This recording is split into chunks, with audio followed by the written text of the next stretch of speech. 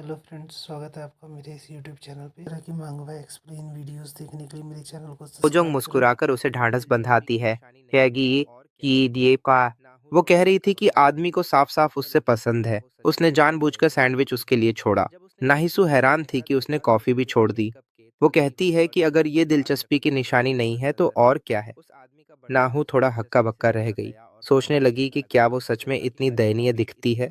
जब उसने खिड़की में अपना चेहरा देखा तो उसे बिना मेकअप के थकी हुई और शरीर पर लाल चकत्तों से भरी औरत नजर आई। उस आदमी का बर्ताव उसे दिलचस्पी से ज्यादा दया और खैरात जैसा लगा। उसे लगा कि शायद उसका पेट इतनी जोर से गरजा कि अगर वो उसकी जगह होता तो गुजरना मुश्किल होता। लेकिन फिर वो सोचती है कि क्या ये वाकई दिलचस्पी की निशानी हो सकती है। वो सोचती है कि उसे तुरंत ही लाइन खींच देनी चाहिए, मगर उसे लगता है कि चूंकि वो बस ऐसी बातें सोच रही है जो शायद कभी होंगी ही नहीं, तो उसका काम थोड़ा आसान हो गया है। हुआईजोंग तो पूछती है कि अब वो क्या करने वाली है, याद दिलाती है कि नाहू ने कहा था उसका बॉयफ्रेंड है। हंसते हुए वो चिढ़ाती है कि क्या नाहू गुलाब ठुकरा देगी या फिर अपने बॉयफ्रेंड को छोड़कर इस नए चाहने वाले के पास चली जाएगी। नाहू थोड़ी देर रुककर साफ करती है कि उसका कोई बॉयफ्रेंड नहीं है, उसका पति है। गुजोंग हैरान हो जाती है और कहती है कि जब नाहू ने कहा था कि उसके पास कोई आदमी है तो असल में उसका मतलब पति था, न कि बॉयफ्रेंड। माफी मांगते हुए वो मानती है कि उसे पता नहीं था कि नाहू शादीशुदा है। नाहू को याद आता है कि उसका पति हमेशा कहता था कि उन्हें ये जाहिर नहीं करना चाहिए कि उन्होंने बहुत पहले से कर्ज बांट लिया था और सिर्फ घर पर ही उसे पति बुलाना चाहिए। उसे लगता है कि क्यों वो हमेशा उनकी बातें सबको बताती है, जबकि इसमें कोई गर्व की बात नहीं कि तलाक के बाद भी साथ रहना पड़ रहा है। परेशान होकर वो सोचती है कि ये चिढ़ाने वाली बात है, लेकिन वो हुआ जांग से पक्का करती है कि हाँ, वही उसका पति है और अब इस बात को खत्म कर दो। इस पर हुआ जांग फिर से माफी मांगती है। फिर सीन बदलकर मिचेल की तरफ जाता है जब एक लड़की उसे कॉफी का कप देती है और कहती है कि काम करते वक्त थोड़ा पी ले। मिचेल उसे देखकर हंस पड़ता है और सोचता है कि ये सब सच में हो रहा है क्या।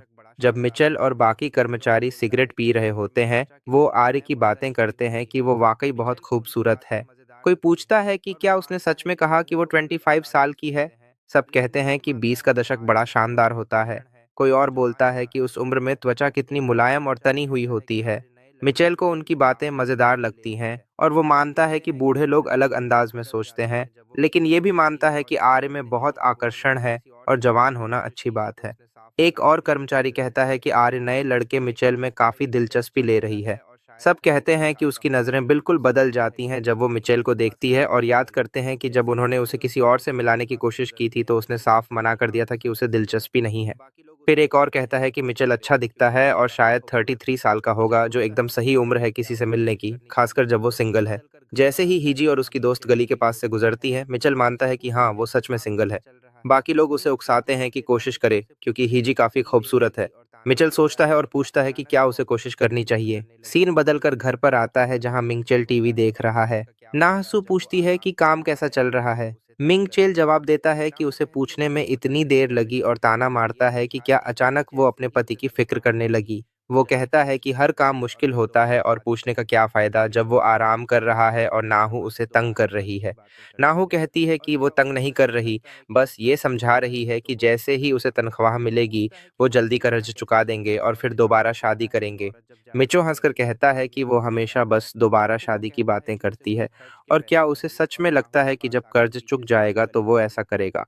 वो पूछता है कि वो उसके बिना कैसे जिएगी और चेतावनी देता है कि औरत जब ज्यादा तंग करती है तो आदमी भाग ही जाता है।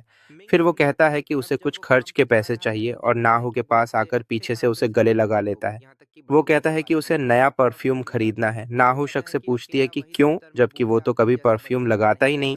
मिंग समझाता है कि अब जब वो काम पे जा रहा है तो देखता है कि बहुत से अच्छे खासे सजे धजे लोग, यहाँ तक कि बड़े उम्र वाले भी, परफ्यूम लगाते हैं। वो कहता है कि अकेला वही दफ्तर में बूढ़े आदमी जैसा बदबूदार नहीं लग सकता। नाहू पूछती है कि कितना पैसा चाहिए।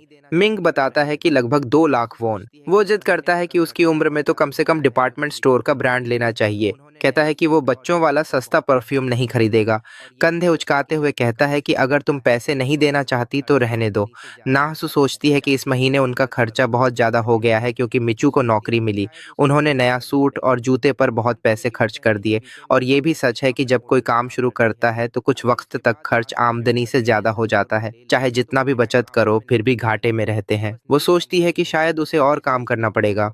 वो मानती है कि वो पहले ही वीकेंड पर दोपहर से शाम तक मोटल में काम करती है। अगर उसके बाद रात की शिफ्ट कन्वीनियंस स्टोर पर ले ले तो उनके टाइम आपस में नहीं टकराएंगे। उसे बस नींद कम करनी होगी। ये सोचते हुए वो अपना वेतन लिफाफा निकालती है। उसे याद आता है कि मिचेल ने कहा था परफ्यूम लगभग 2 लाख वॉन का आता है। वो एक नोट लिखती है कि बाद में अलग रखे पैसे से परफ्यूम खरीद लेगी। नाहसू को लगता है जैसे उसके पास कोई पहेली सुलझाने के लिए 24 घंटे मिले हों। वो अपने दिन को हिस्सों में बांटती है, बाकी समय काम से भर देती है, सब अपने सुखी परिवार, अपने सुखी घर के लिए। सीन बदलकर दोस्तों के पास आता है जो एक दूसरे से पूछते हैं कि आज डिनर का सुझाव क्यों दिया। वो मजाक करते हैं कि चमत्कार होते रहते हैं क्योंकि उसने पहली बार डिनर के लिए ऑफर किया। उसे गुलाब वाला लड़का बम कहते हैं। उसका दोस्त डोंगवोक पूछता है कि क्या वो सच में ठीक है क्योंकि उसे शोरगुल वाली जगह पसंद नहीं। ब्याम कहता है कि साथ बैठना अच्छा लगता है। वो पूछता है कि किसे बुलाएं और बे कहता है कि वो अपने जानने वालों को बुला लेगा। जब डोंगबुक पूछता है कि और कोई, बम हाँ करता है।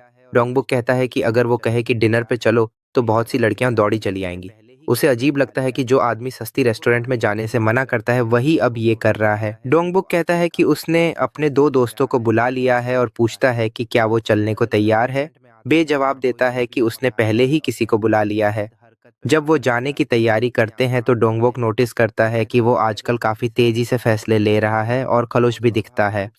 सीन बदलकर रेस्टोरेंट में आता है जहां कोई 2 बियर मंगाता है और कहता है कि मर्द हरकत पे पागल हो जाते हैं, कितने आसान होते हैं। इसी तरह की और वीडियोस देखने के लिए मेरा चैनल सब्सक्राइब करें।